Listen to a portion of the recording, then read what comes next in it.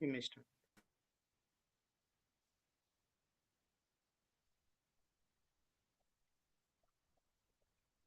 You can start when you're ready. Okay, thank you.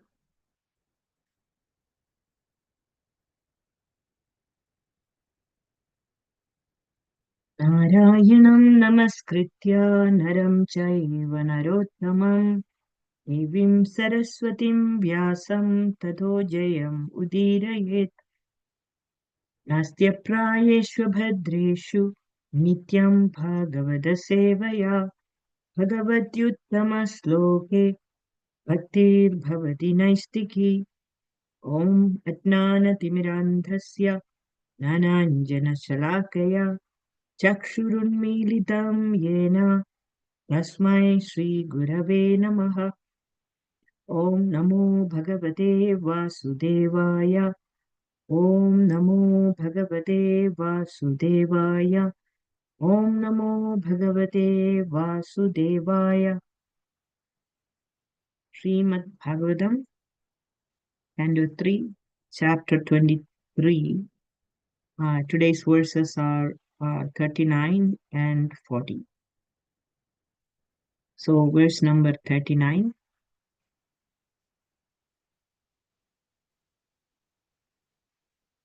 हिनस्तलोकपविहारकुलाचलेन्द्र द्रोणीष्वनङ्गसखमारुद सौभगासु सिद्धैर्नुतो द्युधुनिपादशिवस्वनासु रमे चिरं धनधवल ललनावरुति हिनस्तलोकपविहारकुलाचलेन्द्र द्रोणीष्वनङ्गसखमारुदसौभगासु सिद्धैर्नुतो द्युधुनिपादशिवस्वनासु रमे चिरं धनधवल ललनावरुति.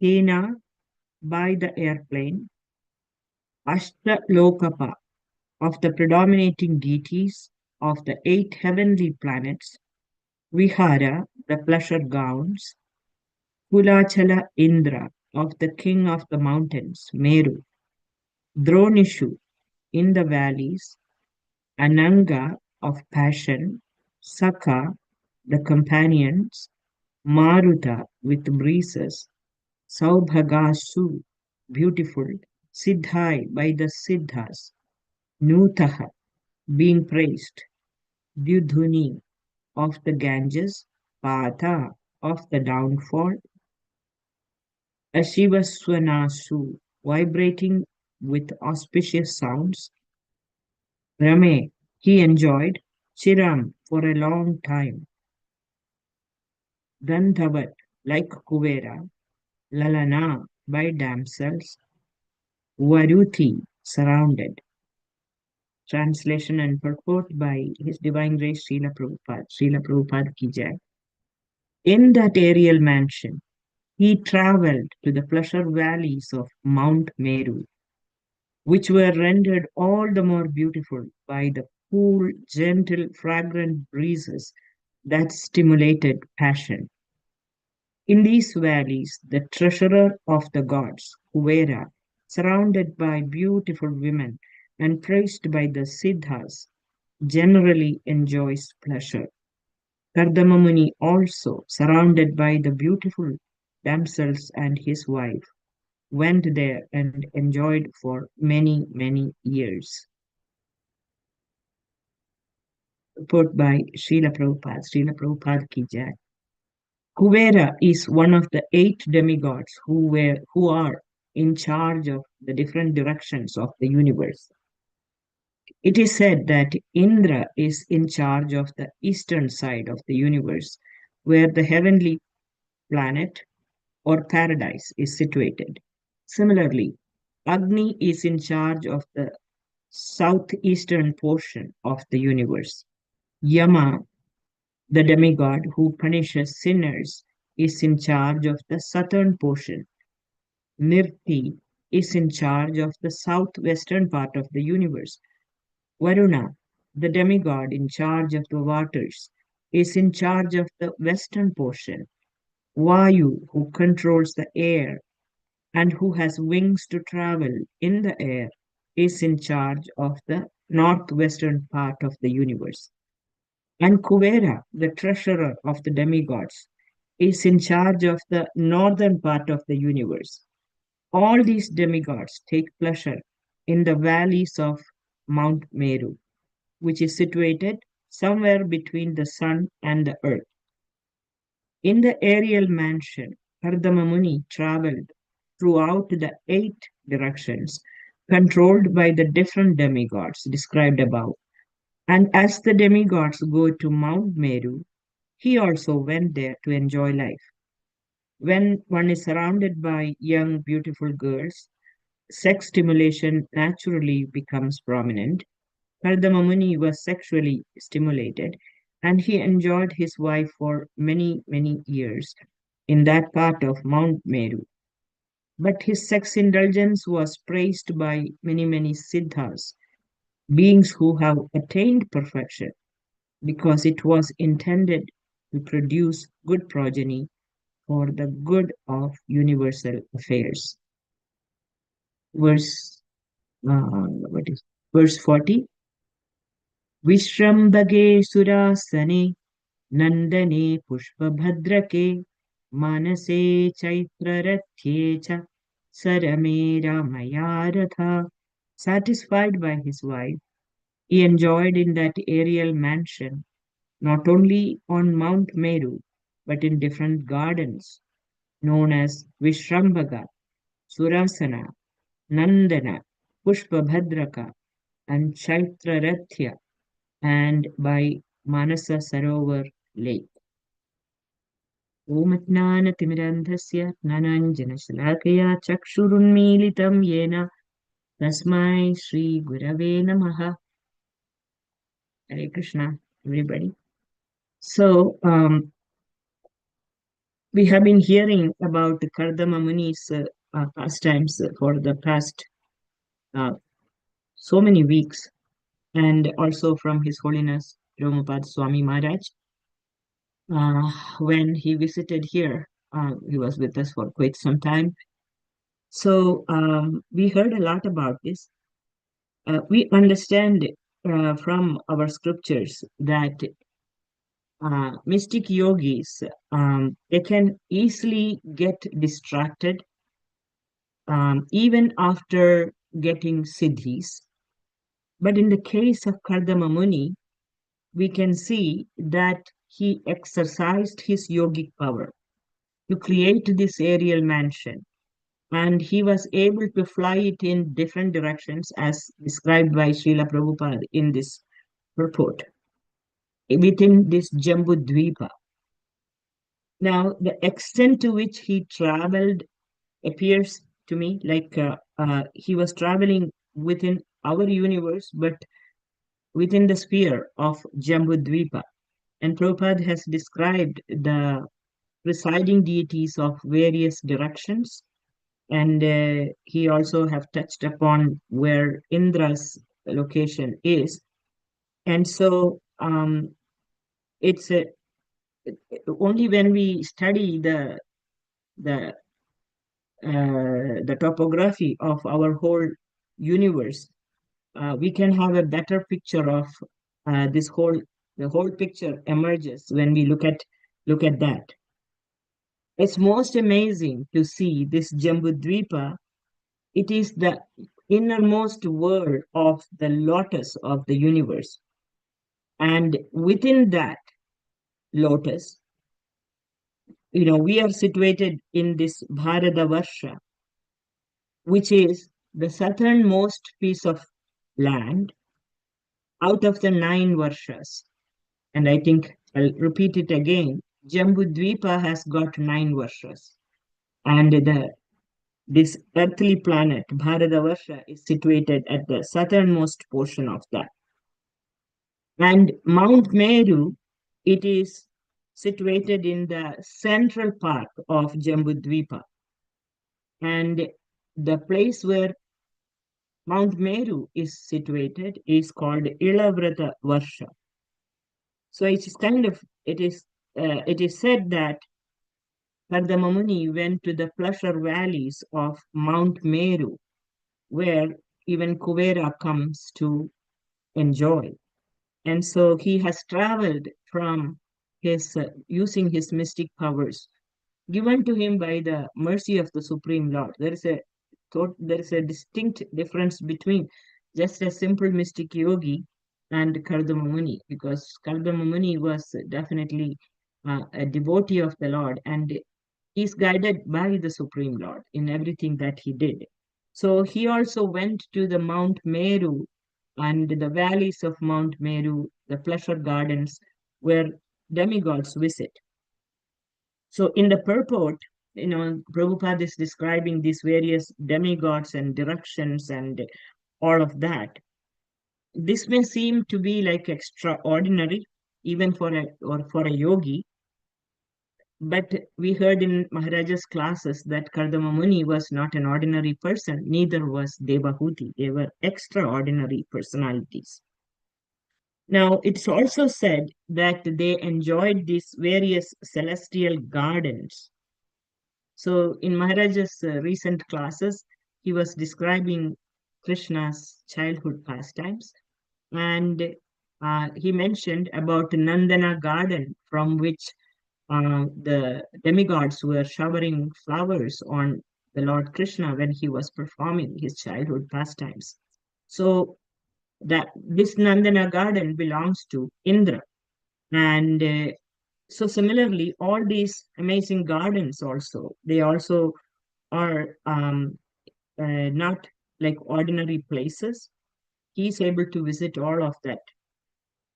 But the punchline actually for all of this description of Kardamamuni's mystic powers and aerial mansion and travel, everything, the punchline of all of this is coming in the immediate future verse.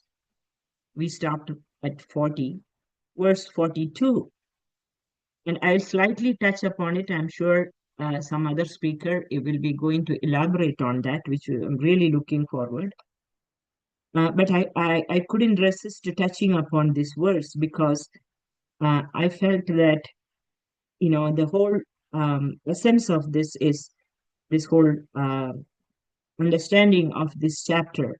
It is complete only when we hear this particular verse. And it is verse number 42. I'll just chant it quickly. Kim durapadanam tesham pumsham uddhamachetasam yarir ashritas tirthapadas charano vyasanatyaya.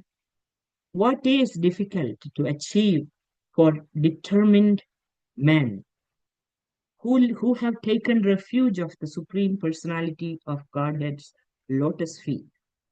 His feet are the source of sacred rivers like Ganges, which put an end to the dangers of mundane life.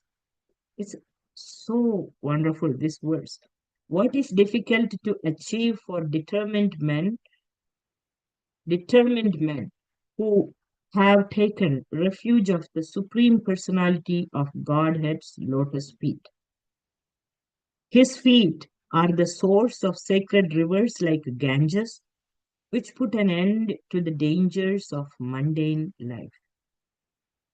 So there is so much in this one verse. Srila Prabhupada, he comments that Kardama Muni is special not because he was a great mystic, but because he was a great devotee. And therefore, it is said that for a great devotee like Kardama Muni, nothing is impossible. Being the devotee of the Supreme Lord, he was more glorious than being an ordinary yogi. Being a devotee is more important than being a yogi. So, most important to notice in that is that by the Lord's mercy alone, it's unlike a regular yogi, a devotee who is also a yogi his yogic powers and his ability to manifest all of this is happening only by the Lord's mercy. And there is Lord's assurance and there is Lord's protection, even when he exercises his yogic powers. It's all by the permission of the Supreme Lord. And he is able to execute everything that the Lord has requested him to do. And he is very submissive to the Lord. And his mission was, he was asked to create progeny, and he did it. And he was not entangled in it in any way. And not only did he exercise his yogic powers, and he traveled, he created the progeny, and he had the most beautiful wife, and he had amazing children, and all that. But he was also able to disconnect and leave. And that is Lord's protection for his devotee. And so not only did he just leave, he went back to his deep meditation. He was in deep meditation before he got married, and he went back to doing just that. But it's interesting to note, studying this topography of this universe and how our whole universe is situated. It is not only Kardama Muni. When we look at the whole Bhumandala, the Bhumandala has got many different varshas. Um, and in all these, this is not the 9 different sections of Jambudvipa, but the different varshas which are created by King Priyavrata. And in Srimad Bhagavatam, it is said about who ruled those different varshas. And all the rulers of the 7 varshas, you can see, they also produced progeny for the you know, purpose of this creation. But they handed over the land to their children and they went back to completely absorbed meditation at the end of their um, managing period. And they did exclusive devotional service to the Lord. So I could see, I mean, somehow I was very happily actually enjoying when I was reading this section. And I just felt there is some comparison between Kardama Muni and King Priyavrata, who is the first son of Swayambhuva Manu. Kardama Muni traveled within this our Jambudvipa, it appears. But Priyavrata, on the other hand, he traveled around the whole Bhumandala and in his chariots 7 times or so, creating these different varshas. And he was also, it's quite interesting to take a look at briefly within a time allotted, a quick look at this um, layout of our universe. Uh, and it is very fascinating. Our our universe being only one among the zillions out there, our universe is known as Brahmanda, or it is described as a golden egg, and it appears like a lotus flower which is coming out of a lake. So the water of the lake, which fills out, which is the Garbhodaka ocean, that fills like half of the universe. And when the lotus is sprouting out of that, you can compare the 2 lotus leaves which are on the surface of the water to represent our Bhumandala. And then the lotus stem and the flowers, all the 14 planetary systems. So Bhumandala, which is the earthly planetary system, it consists of 7 islands, which are situated within the circular coverings. So the entire Bhumandala, Srimad Bhagavatam is stating it is about 500 million yojanas in diameter. It's horizontally, we have to look at it situated horizontally, and it was ruled by Swayambhuva Manu and his descendants. And as we all know, Swayambhuva Manu had 2 sons, Priyavrata and Uttanapada. It's also interesting to see that Priyavrata, even as a child, he had absolutely no interest in ruling his kingdom. He could have ruled the entire Bhumandala, but he was disinterested and he left everything and he had gone to meditate in the forest. Therefore, Swayambhuva Manu had reached out to his second son, Uttanapada, and his descendants, starting from Dhruva Maharaj, etc. They ruled the kingdom.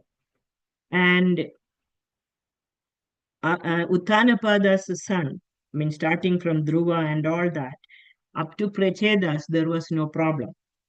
But when it came to the son of Prachedas, who is Daksha, that was second incarnation of Daksha, it didn't work out because Daksha went to perform austerities to regain his previous power.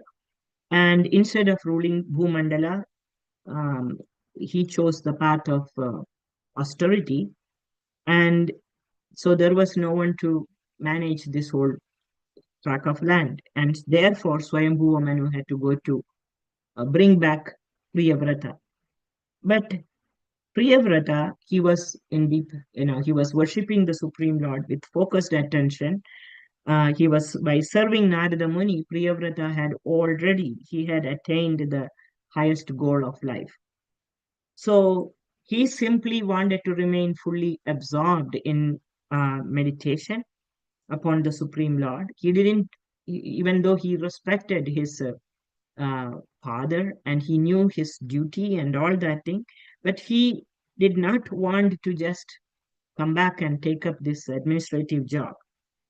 And therefore, one of the reasons that is described in Srimad Bhagavatam why he didn't want to come was because if he took up the administrative job of this whole universe, he was concerned that he will be affected by lust and anger and all these unwanted qualities, which he already, he had crossed beyond all those things and he was in a perfect place worshipping the Supreme Lord. And why would he want to leave all that and come and take this administration of this kingdom?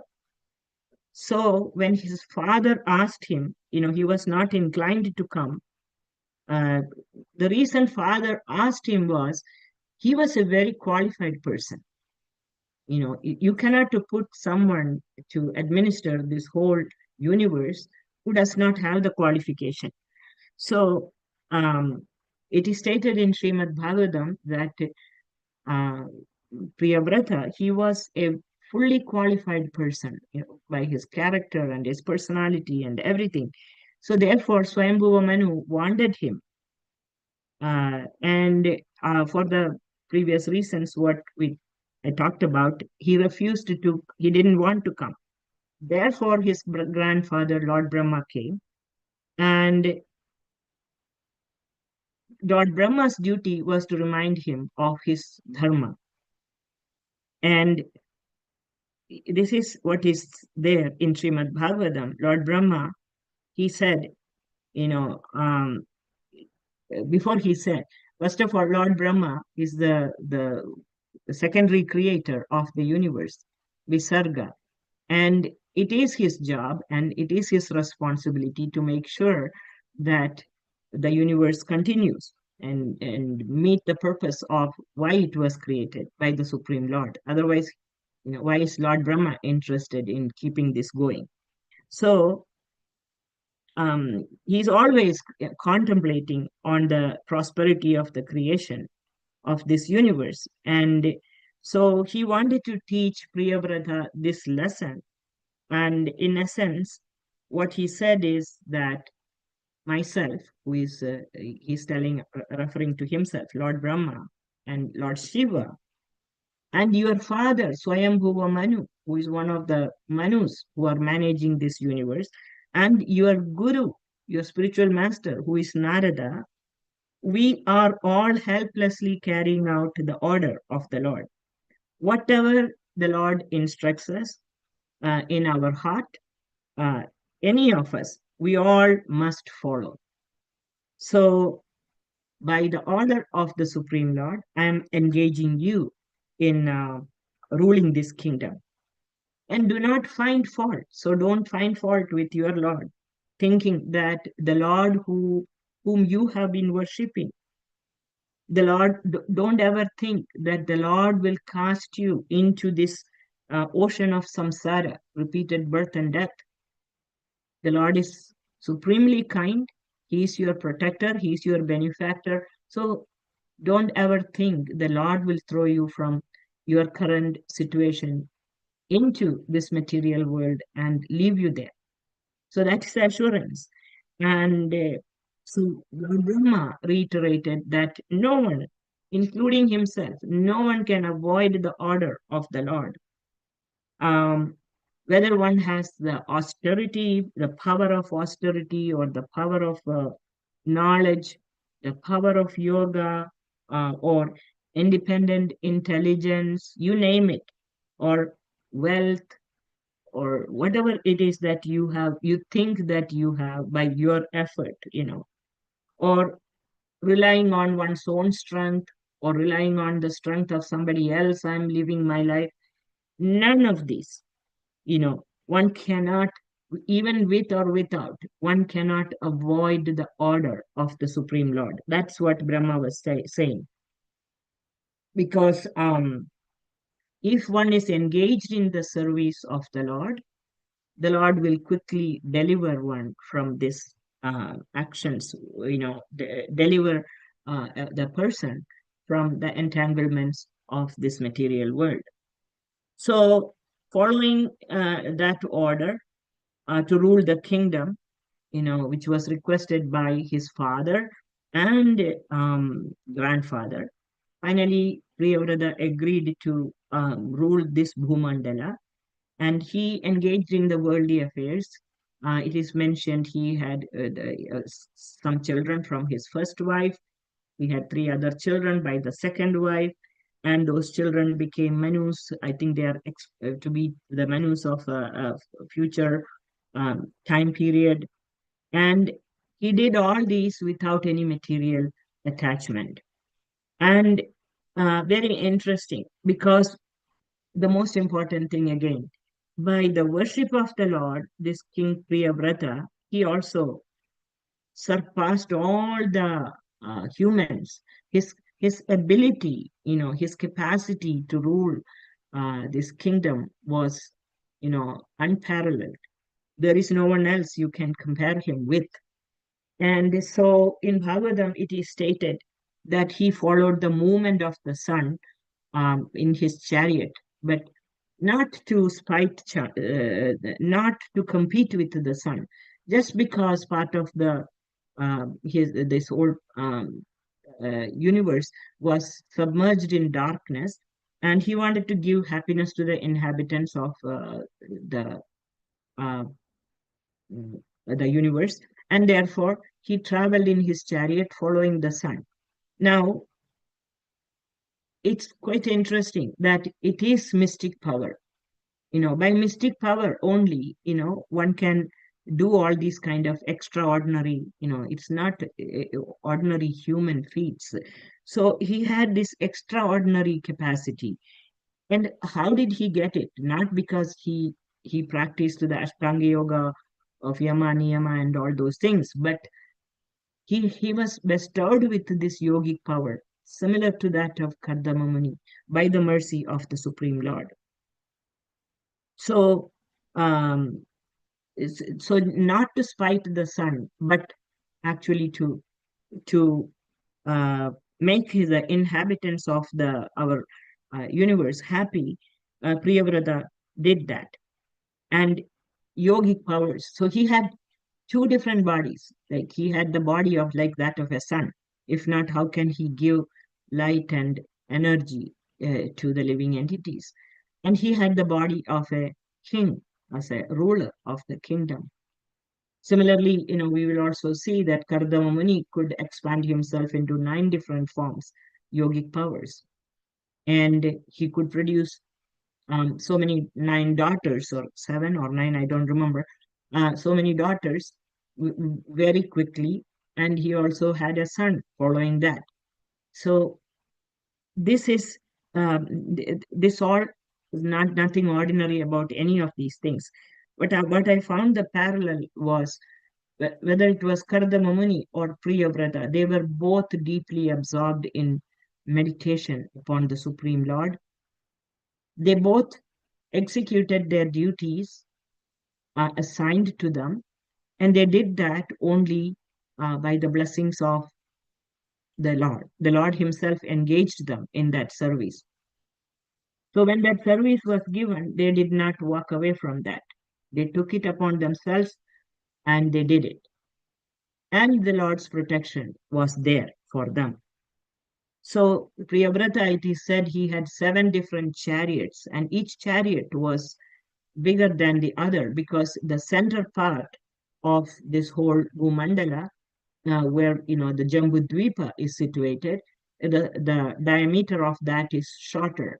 As it goes outer in the circle periphery, it becomes bigger and bigger. And his chariot had a single wheel, and he went 7 times, and he created, by the movement of the wheel, he created these tracks in which different type of liquids filled, and this they became the ocean. And that was the extent of the mystic power or yogic power that King Priyavrata had. So you can see there's an entirely different degree. um, if the Lord permits or the Lord blesses, uh, the degree to which one receives these things, it is unlimited. But at the same time, being the devotee only, they are protected. If they were not the devotees of the Lord, how could they retain their devotional qualities and continue that process of meditation? So it is not surprising for persons of that caliber who have conquered their senses uh, just by receiving the dust from the lotus feet of the Lord. And that's, in essence, actually, that is um, the takeaway message. And any process, any yoga process, ultimately, it is nothing is complete without uh, devotional service. And without the mercy of the Lord, none of these processes by itself will produce any result. By the mercy of the Lord and by the protection of the Lord alone, we can preserve the devotional qualities, however tiny it may be that we have, or however big it may be, like that of Kardamamuni or Priyavrata. So, only by the Lord's mercy, one can do anything. Tiny little living entities like us in this world, or extraordinary personalities like Kardamamuni or Swayambhuva Manu or Priyavrata, or as mentioned in Srimad Bhagavatam, the rulers of all these different varshas. And you can see their personal examples exemplifying, like, they were fully absorbed in meditation of the Lord, and they continued to do so even at the end of life. In between, they executed the duties given to them very nicely, uh, fully realizing they are doing it as service to the Lord, nothing else. They don't have any other thought in their mind. They were not affected by pride, or they were not affected by any of the material qualities, and therefore the Lord continued to protect them. That principle still applies to all of us also, even though we may be doing small little things in our lives.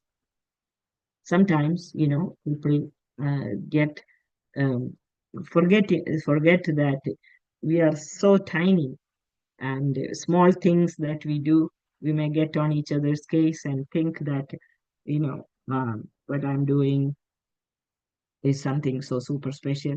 There is nothing super special other than the fact recognizing I'm doing it for the Supreme Lord.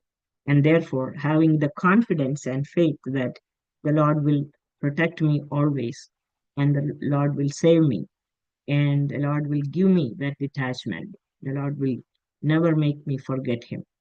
And that faith And with that, I think I will just stop it here. I think I went 5 minutes overboard. Hare Krishna.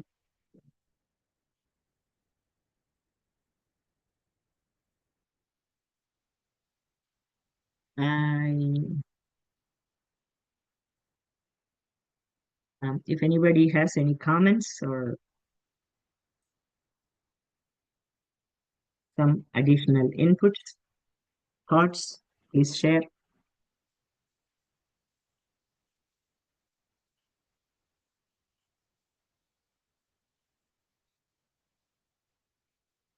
Um, Hare Krishna Mataji, please accept my humble obeisance. oh, Haribol, Gopal Hari Prabhu, Hare Krishna, please Hare accept my humble obeisance. All glories to Srila Prabhupada.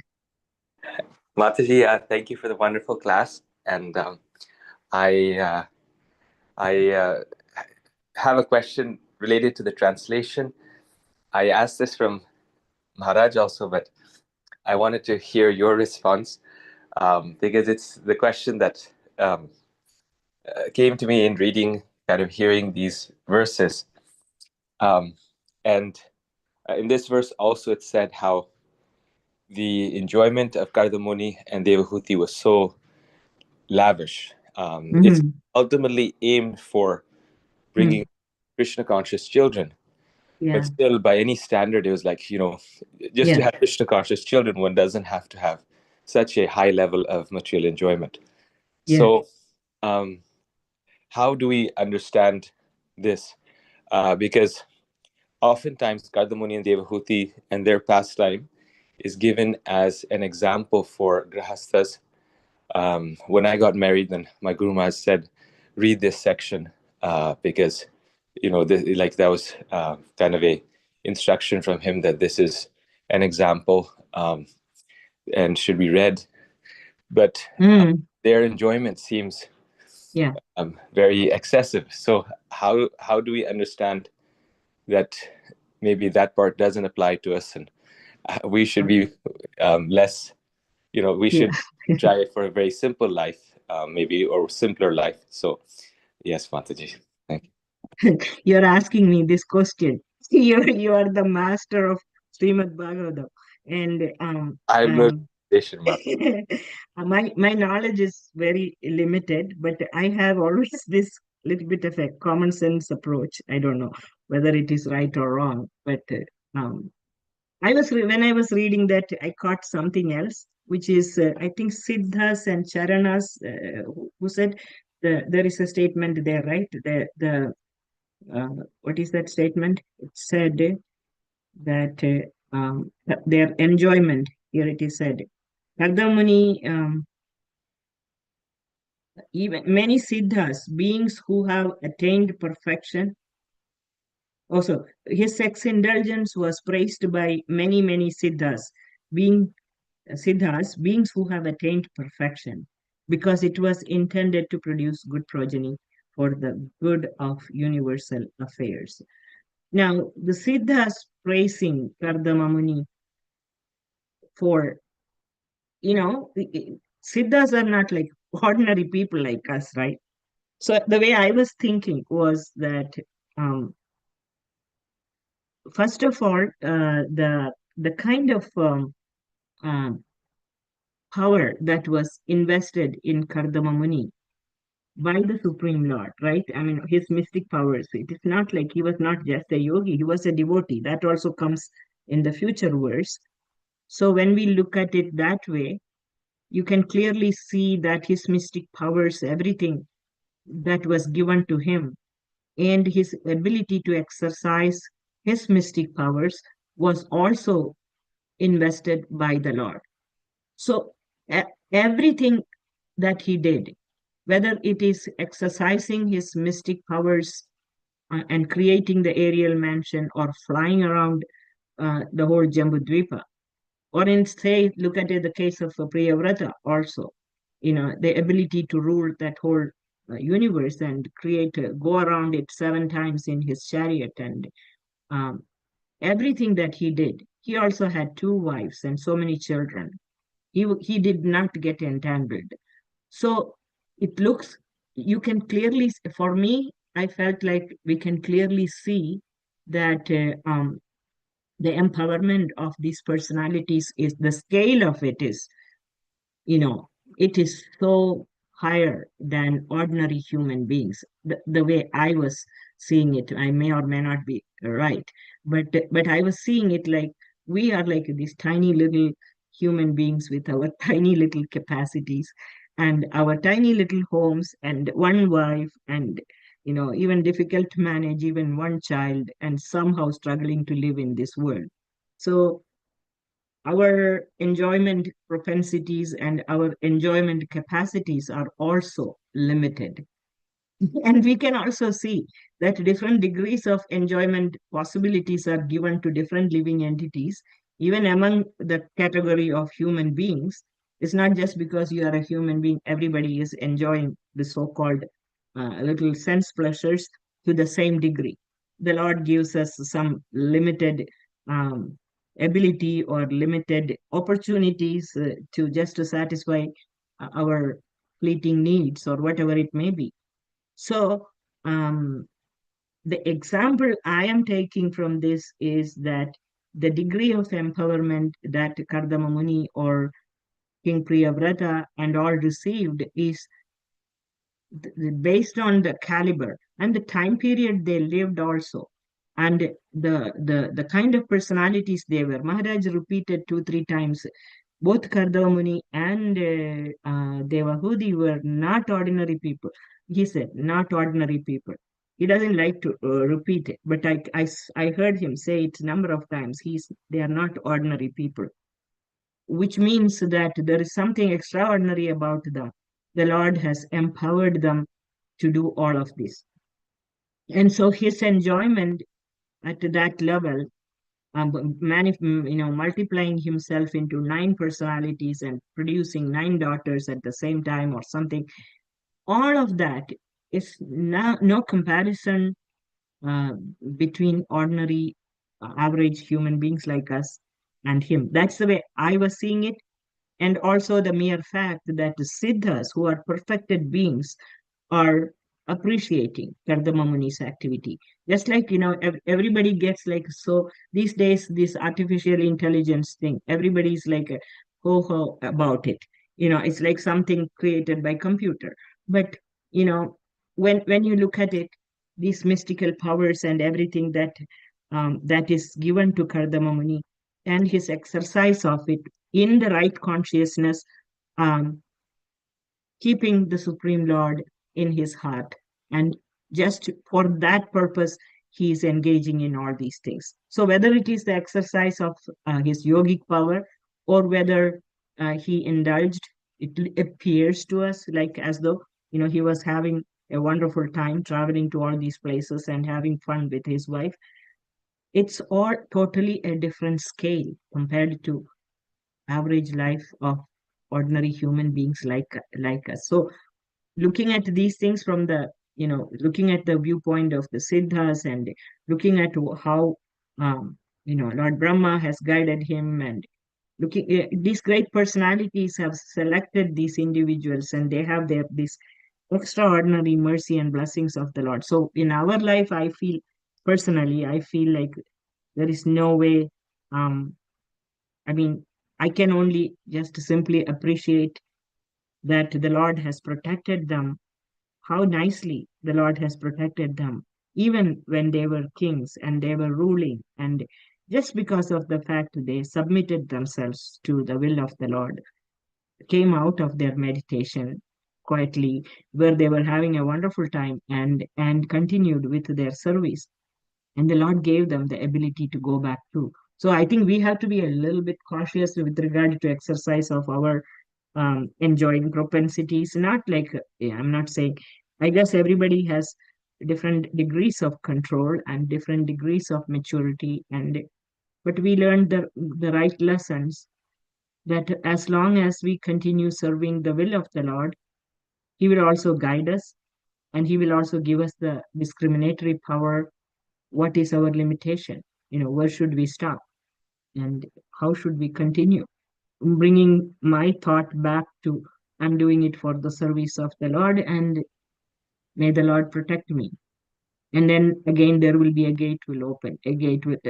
This is just, as I told you, I'm like a common sense person most of the time, and I don't have any scriptural knowledge too much.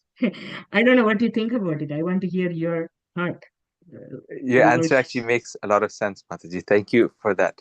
Um, and if I were to repeat it, I think it's that Kardamuni had some material desires. He obviously had some material desires. That's why he's entering Grahastha ashram and all these things. Yeah. But what you're saying is because he was of that level, of such an exalted level spiritually and also in terms of mystic powers given by the Lord, his expression of of kind of manifesting some of his material desires in service to the Lord came in that way. Whereas when we have material desires, we're on this level on the human platform.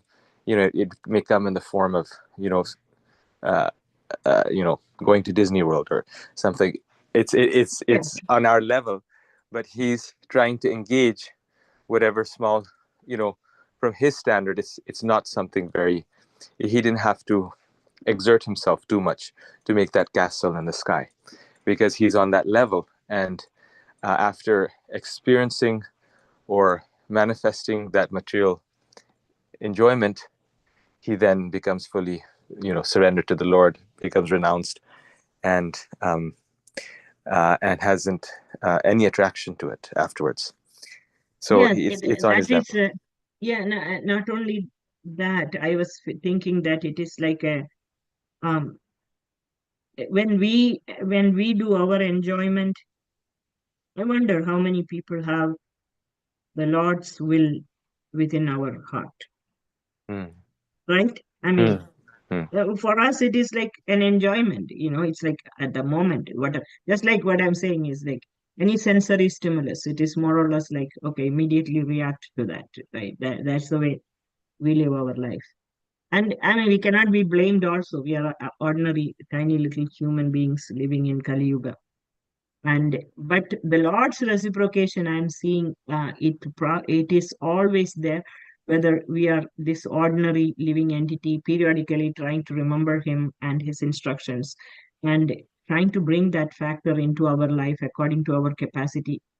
I always feel that Lord's mercy is there, His protection is there, just like how He has given it to Swambhuva Manu or to Priyavrata or to Kardamamani. And it was amazing. And I was reading this whole, the planetary systems and all these things in Srimad Bhagavatam.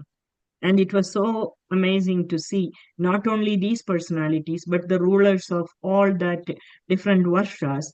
They are also protected by the Lord. And they're not like ordinary people. They're not ordinary living entities.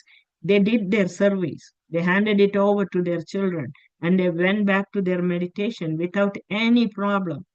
It's not on their own power they did it. And the Lord is managing that level of living entities. The Lord is also kind to a tiny little human being like me, which is very, very inspiring, which is very, what to say, make you feel very, very happy that He's seeing all of us. And that too, our universe being only one. And the description given in Srimad Bhagavatam is about the topography of our universe. And imagine how many universes. And the yogi who has got mystic powers is, Kardamamuni or Priyavrata and all. We get amazed.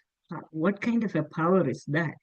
But what kind of a power the Lord has to create this many universes, and what all kind of living entities, and and empowering various personalities according to their position, the time, place, circumstance. He can do all of these things without even a blink of an eye or nothing. There is nothing is needed. It just happens.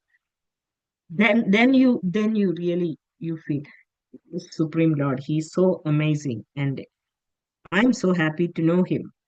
In my using my tiny little pea brain, I'm really very blessed to know him, and I have absolute faith in his protection. even though I am a very insignificant, uh, tiny living entity. This is the way I feel about it. Thank you. Yes, Matsi. Thank you. This is very helpful. I Thank you. really helped. Thank you, Matsi. Thank you so much. Hare Krishna. I think whatever is the time went overboard. Thank you all for your presence and thank you, Gopal Hari Prabhu. Um, I have not studied Bhagavatam like the way you did. I just know a little, just open the book a little bit here and there, and then you get all excited about it. Of course, that's what it is for. Thank you so much. Hare Krishna. Please accept my humble obeisances. All glories to Srila Prabhupada. Thank you, Mataji.